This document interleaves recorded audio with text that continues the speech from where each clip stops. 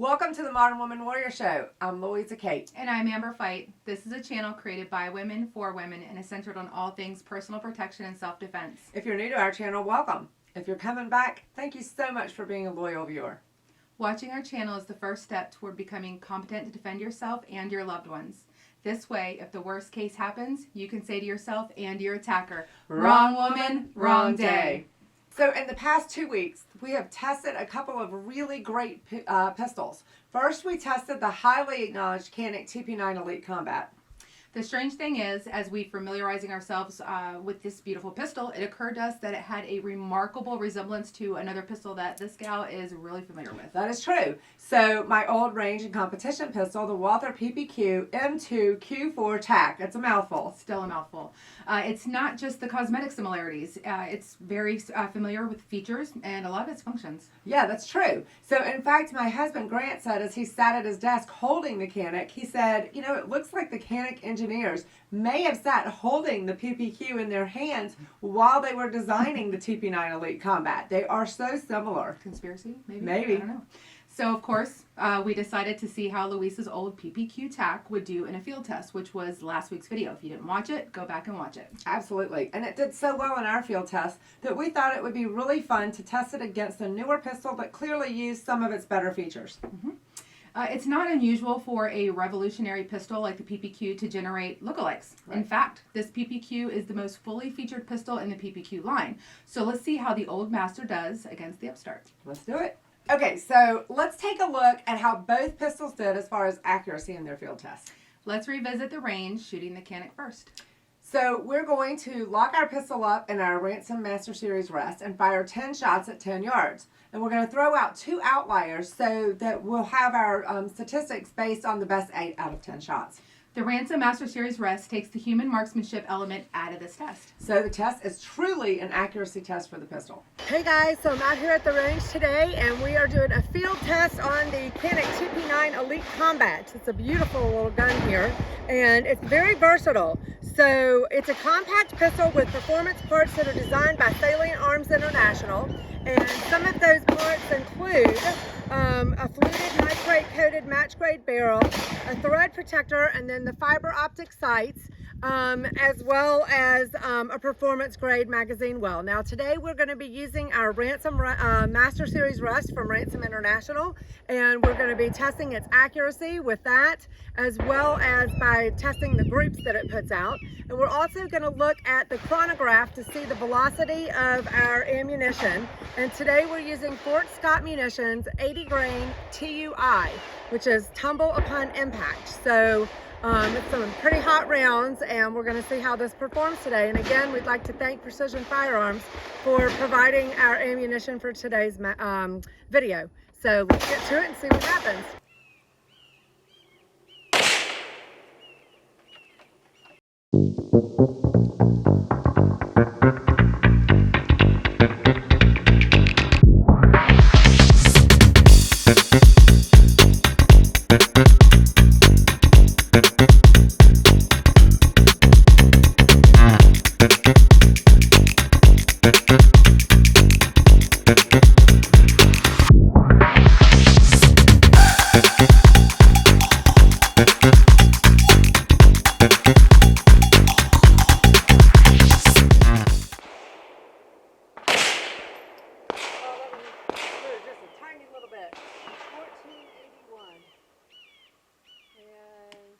Wow, this is amazing. So we're only going to use 1 outlier instead of 2 because there's no point, because really that's just the way it is. So let's go with right here 0.424.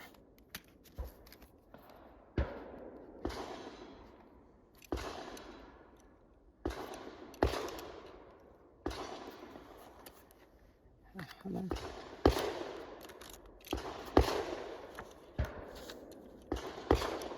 Zero that again, and we'll go this way.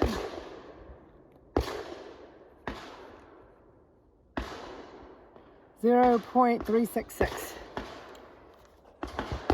Now that is some amazing accuracy. You can say that again. Any pistol that can print a sub 1 inch group at 10 yards is really, really accurate. And the Canik just printed a group that averaged below 4/10 of an inch. Yeah, that's amazing. So we should mention how grateful we are to Ransom International for providing us with this incomparable Master Series Rest and remote trigger. We just love the remote trigger. It's That's fun. pretty cool. And also Precision Firearms of Savannah, Georgia for providing the ammo to shoot the test. They are awesome. Thank you guys so much. You are the best, and we were shooting that Fort Scott TUI again. So let's get back to the range and see how the PPQ TAC does in our accuracy test. Let's do it. Zero this.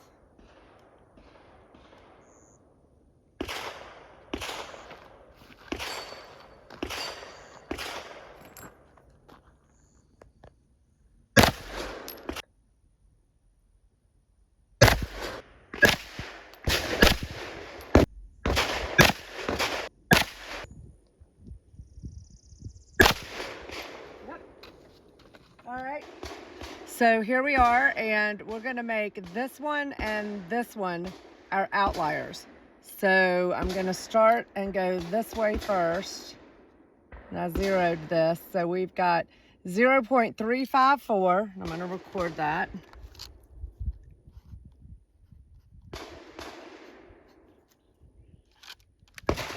And then we're gonna go back here and zero it again.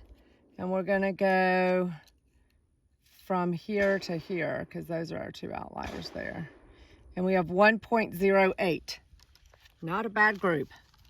All right, guys, another really accurate pistol. Again, a sub 1 inch group at 10 yards, 7/10 of an inch. Again, very accurate. Both these pistols are so accurate that it's going to require a really great pistol shooter to take advantage of the accuracy either of these guns offer. Absolutely. So let's take a short break before we bring in our guest shooter to run both of these fantastic pistols through their paces.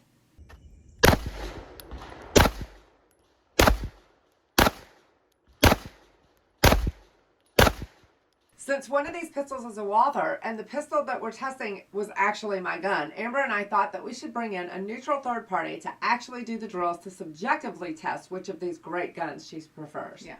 Who better than to bring in our good friend, Captain Heather Hamilton, U.S. Marine Corps. Heather is a true modern woman warrior. Yes, she is. She is the weapons system officer aboard an FA-18 Hornet. And beyond that, Heather has been a competitive pistol shooter for many years and clearly knows her way around things that go bang. Let's go back out to the range as Heather starts her range testing of the Canik TP9 Elite Combat. Okay, so Heather, this first drill is going to be 10 shots rapid fire, and I'll walk you through on the beat. All right. Shooter ready, stand by.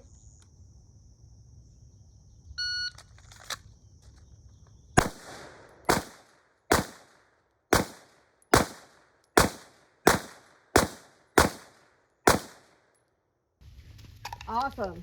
All right. You only had one out, still in the one, so really good. What did you think? So it looks like I think these were my first couple of shots. I think I pulled them left just because that's my tendency as a shooter.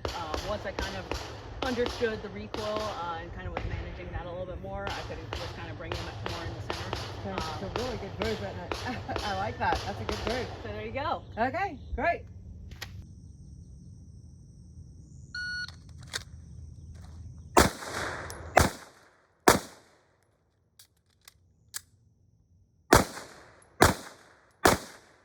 Stand by.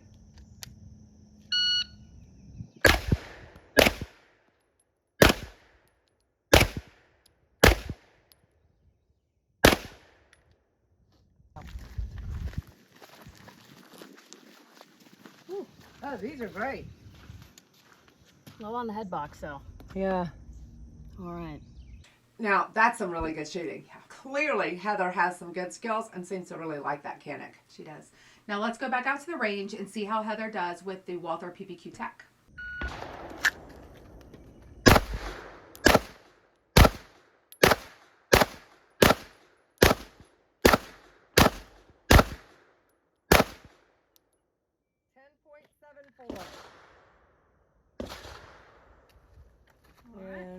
One hold.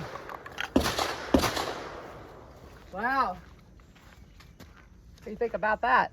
Not bad. Not nothing bad. out. How did you feel doing the rapid fire? This one, I mean, like I was saying, even the dry fire, like it returns to center super easily. Recoil management super easy, and then the iron sights are, I mean, they're great too. Okay. Trigger is very easy to manage, especially when you're shooting rapid fire. Awesome. Thank you. Stand by.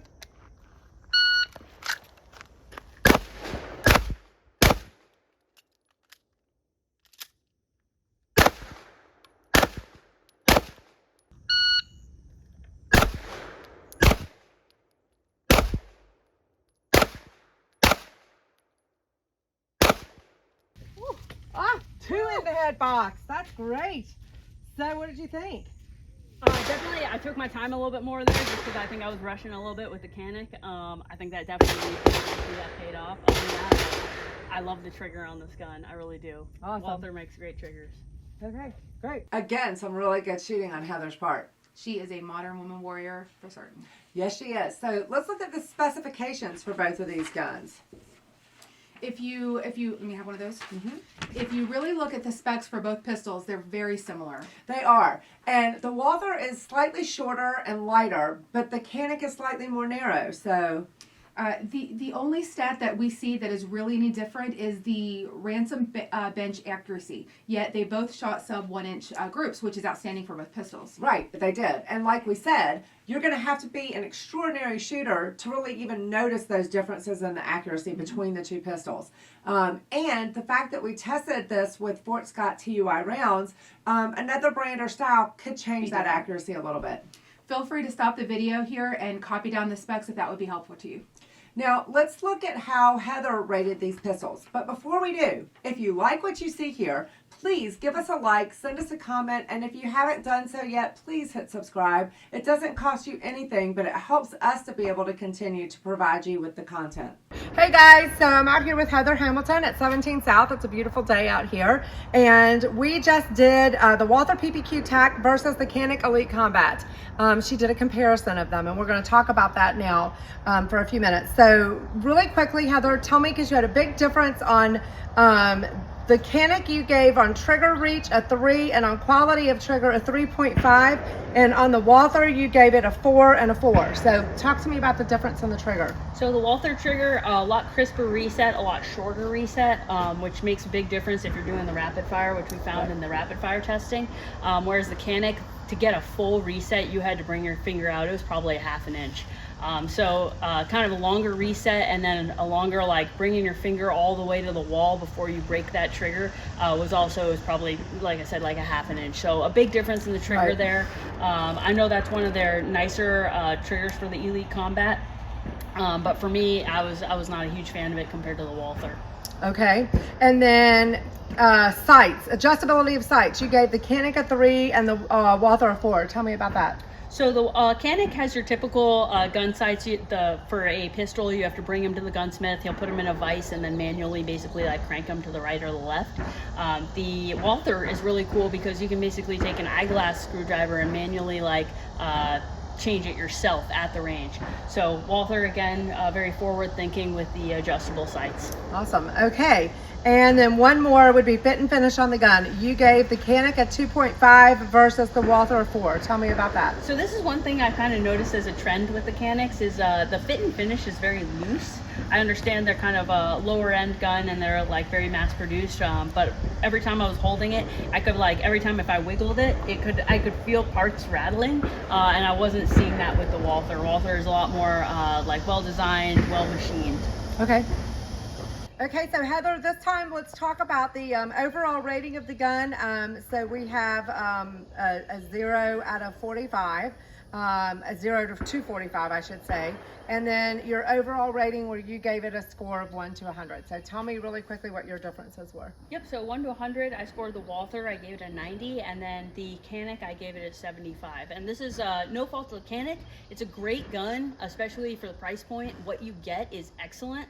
But overall, the Walther, you're going to be getting a better trigger. You're going to be getting the machined parts are a lot. The parts are machined a lot more high quality. You're going to get those adjustable sights, which make a huge difference with iron sights.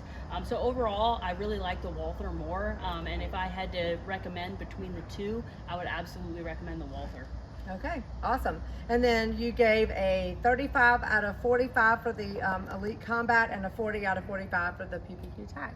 So thank you so much for being here with us today. Thank we you for having me. Appreciate it. Yeah, I really appreciate being on the show. Bye, guys. Bye. That was pretty amazing. Another really amazing woman shooter, and she agreed with the way we rated both of these pistols and their respective field test.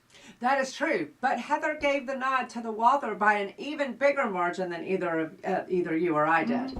I knew she would get her Walther jabs in, but seriously, they are both really great pistols. Like you frequently say, once the pistol fits you and then the gun performs well, you shoot it. It just comes down to personal preference, like getting an H&K. And you got your H&K jab. So absolutely. And putting these two pistols together, honestly, if I was purchasing one of the two of them today, I would absolutely go with the Canik because of the price difference. Since the Walther has been discontinued, it's now going for around $1,200. I know, it's crazy. And the Canik is closer to $800, and they're so much alike that honestly, I would probably just end up going with the Canik. Same. So there are lots of factors when you're looking to purchase a gun. That's absolutely right. Budget is a really big factor in the process, especially nowadays. It is, absolutely. So, guys, thanks so much for being here today, and we See hope you you next enjoyed Thursday. it. See you next Thursday. Bye, guys.